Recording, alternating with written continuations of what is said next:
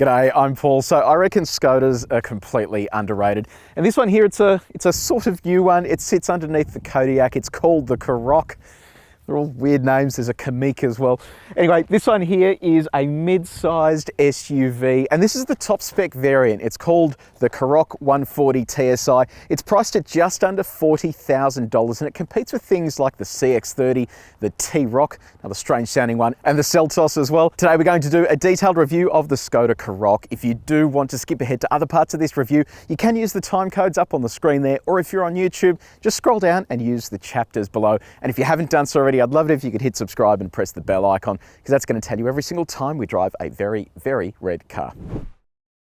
So let's talk exterior. You've got 7 exterior colours to choose from, and all but grey is $770, with this red being $1,100.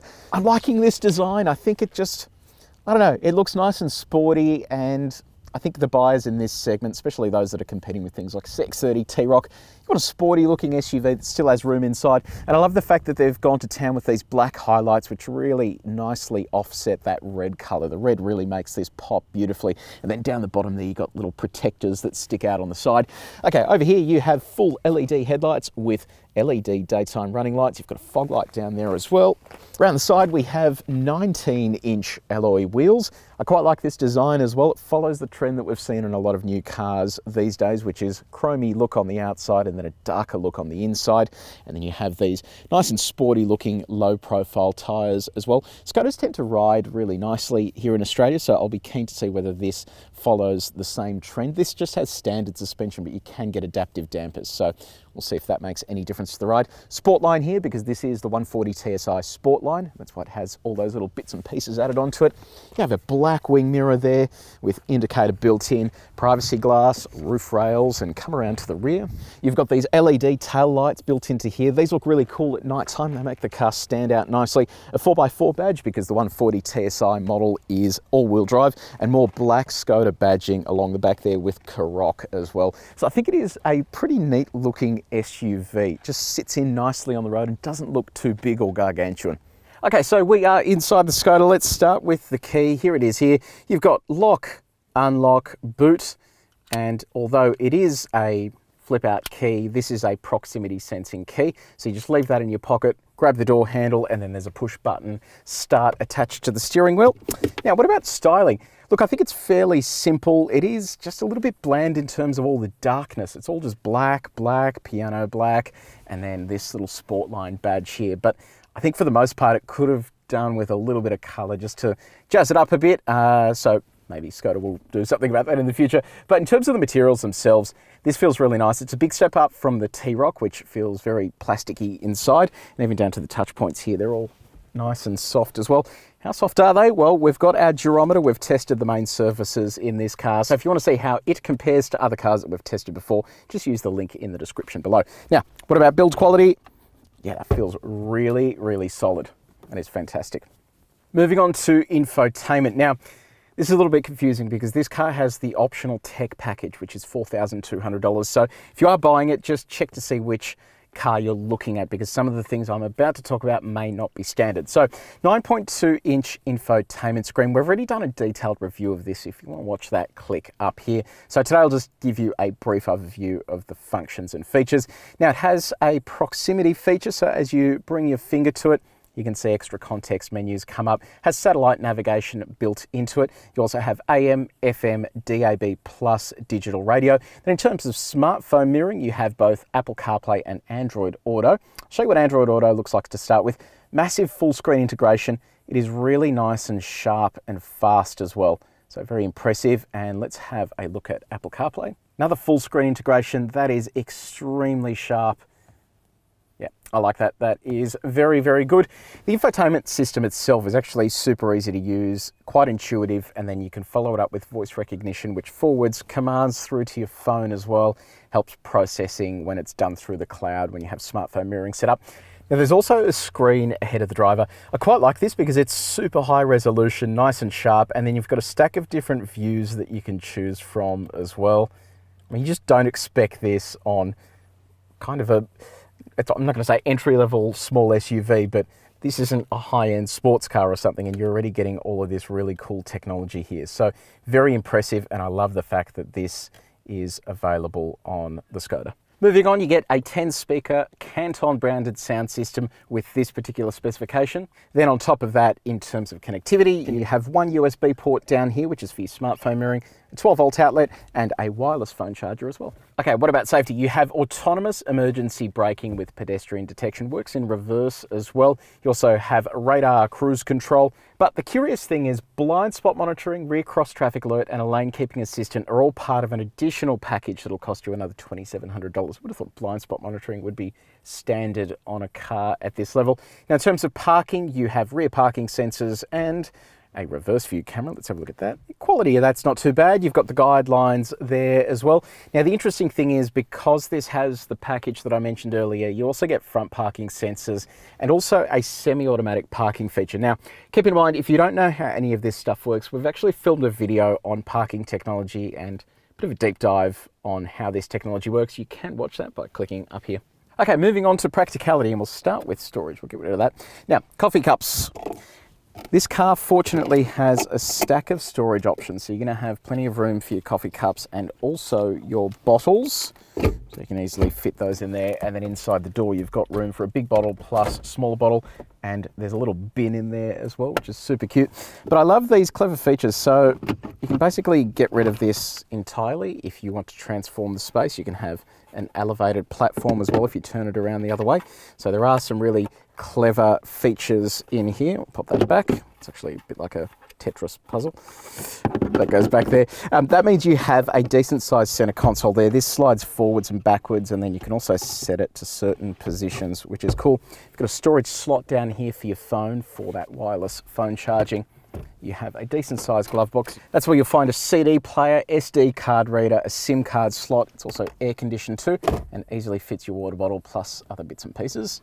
You have sunglasses holder up the top here, and finally you have a little cubby hole down next to your foot for things like garage remotes, keys, and so on.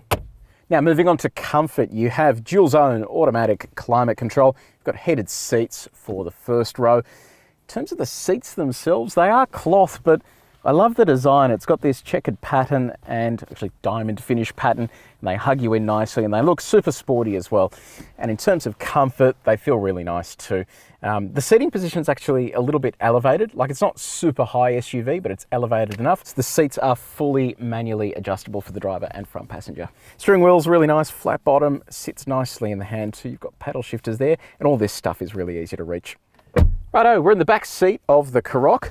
There's actually a really surprising amount of room back here. So I've got heaps of knee room with this seat fairly far back, loads and loads of toe room, and headroom is excellent as well. The proportions of this mean that you have accommodation here for adults for days, which is good. That pattern on the seats continues here. ISOFIX on the two outboard seats, and then over here you have a center armrest with 3 cup holders.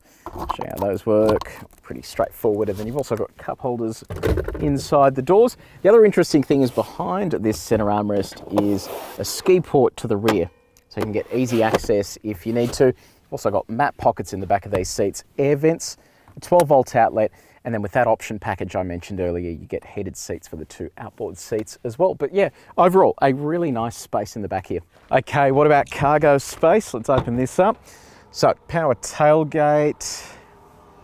You have just over 500 litres available here. I'll run you through some of the nifty features, but first let's have a look under the floor. This is just a carpet that sits on top. Under here you have a space saver spare tyre, a jack, and then a couple of sections around the side there for storing things. Look at this. Lots of netting around here to keep things nice and secure, and you can adjust that as you go as well if you need to move the space around. Off to the side you have a little torch, which is pretty cool, and that charges. You've got a 12-volt outlet. I love these. They're hooks that sit on the side, but you can easily move them to the exact position you want them in. So a lot of clever features like that, and then storage off to the sides as well, along with this clever storage up the top.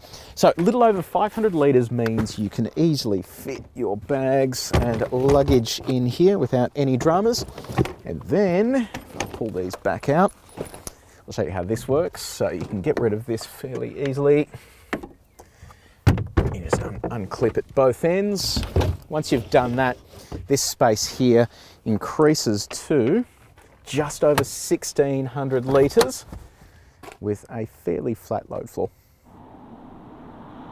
Okay, so the Skoda Karoq, what is powering this little beast? So it is a 2-litre turbocharged 4-cylinder petrol engine. It makes 140 kilowatts of power and 320 Newton meters of torque. And those observant of you will notice that is why they call it the 140 TSI, because it is how much power it makes.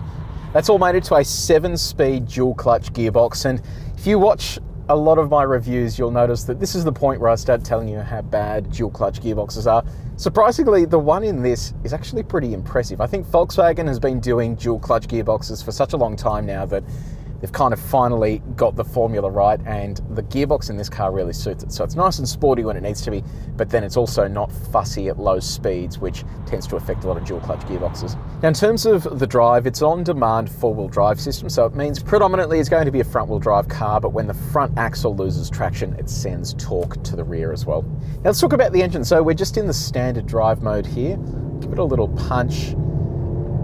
The gearbox isn't too crazy. It won't dive back through 3 or 4 gears. It simply leans on the torque band, and from around 2000 RPM, it's actually quite a confident torque band. Just a nice little push in the back, and it feels like it has enough get up and go.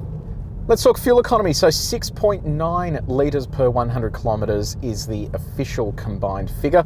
And if you have a look at the screen there, 9.5. So we're a fair way off that. And even if you cycle through the long-term average, which is over a much longer duration of driving, it's at 10.3. So still a long way off the official claim for the fuel economy.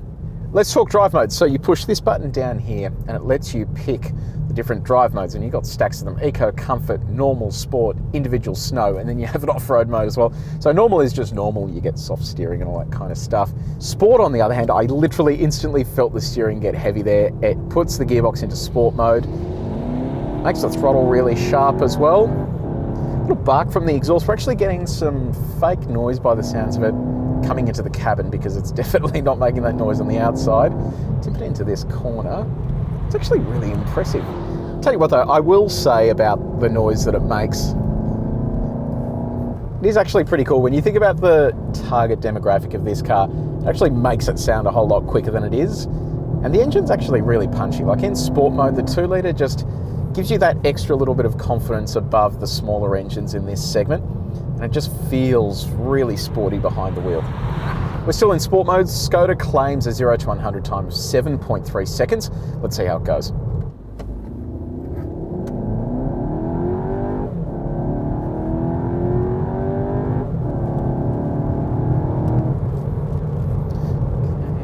Let's talk road noise. I don't know, it's interesting because it's not that good. There's a fair bit of tyre noise coming in. You don't get a whole lot of wind noise, but you hear the tyres communicating everything through the cabin. So it means when you're on a coarse chip country road like this and you're doing highway speeds, it can get a little bit noisy and drony inside the cabin.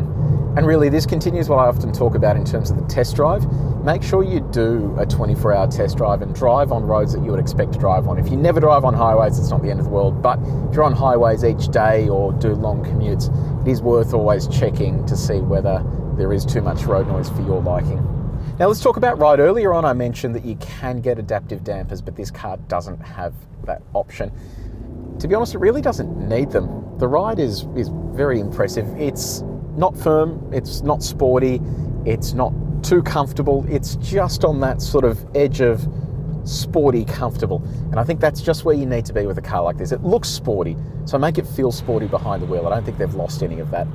You have 164 millimeters of ground clearance, so you're not going to be doing any off-road driving, but you do have an off-road mode, and this mode allows the car to vary the stability control and allow it to brake better in off-road situations. In fact, we did demonstrate this when we reviewed the Volkswagen Amarok, so if you want to see how that works, you can click up here. But for the most part, it's not an off-road vehicle, but you probably could drive down a gravel road to a campsite or something like that. Okay, let's talk visibility. There's really nothing to talk about. Visibility is excellent, so I can see clearly out the front window there. I can kind of see where the bonnet comes down, which means visibility to the front of the car is good. Visibility out the rear is okay. It's quite a narrow envelope, so it's a little tricky to see out of, but you get pretty decent sized wing mirrors. It is just disappointing that you don't get blind spot monitoring. You need to spend extra money for that. Okay, so Skoda Karoq. I mentioned in the intro that these are highly underrated, and I absolutely stand by that. You get so much technology, so many features, and a really roomy interior with a big boot, and you don't get that with a lot of smaller SUVs in this segment. So I still think these are underrated, and it's got a really nice punchy engine as well. So take one for a test drive if you do want to buy an SUV in that small segment. And do let me know in the comments section below, do you own a Skoda? What's it like as a long-term proposition? Are Skoda dealers good to deal with? I want to know why we don't see more Skodas on the road in Australia. Now, if you did enjoy this video, make sure you hit like and don't forget to subscribe to our channel and also press the bell icon so you can find out every single time we publish a new video. But until next time, take it easy.